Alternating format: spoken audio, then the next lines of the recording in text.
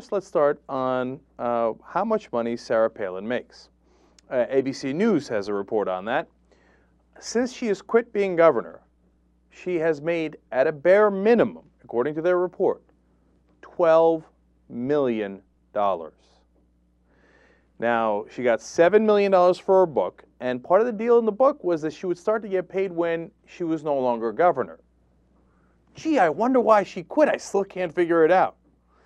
She also wound up getting $250,000 an episode from from Discover, I should say, for her new upcoming scintillating series about Alaska on the Learning Channel. And it's got 8 episodes, so that's, if I'm doing the math right, another $2 million in her pocket. And she charges anywhere between $75,000 to $100,000 generally per speech. And she's been making speeches all over the country. She made a speech at the Daytona Chamber of Commerce before her appearance at NASCAR's Daytona 500. And she had given a speech at the Wine and Spirits Wholesalers of America, the Sierra Cascade Logging Conference. I'm not surprised by that. The Complete Woman Expo. Interesting. And my favorite, Bowling Proprietors Association of America. Man, they must be making a lot of money in bowling to give her $100,000. Now, she, of course, famously made about $100,000 also from speaking at a Tea Party event, that very, famous, infamous conference where the Tea Party people gathered, and then they all got in a fight with one another, and then they started to sue one another. One of the people suing is suing because he gave $100,000, he says, so that Sarah Palin can come, and then, he gave $50,000 of the $100,000 for her fee, and then they shut him out of the speech, and they wouldn't let him come. And so he's like, I didn't get to see Sarah, I'm going to sue you.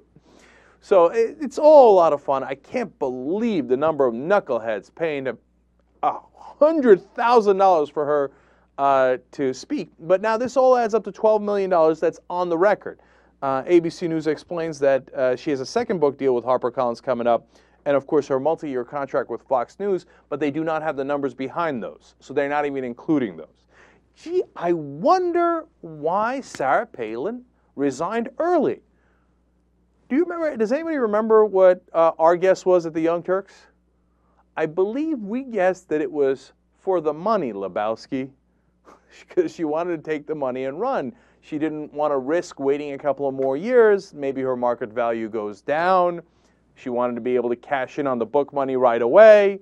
Come on, how could you be so gullible as to think that it wasn't for the money, that she really did it for the good of the citizens of Alaska?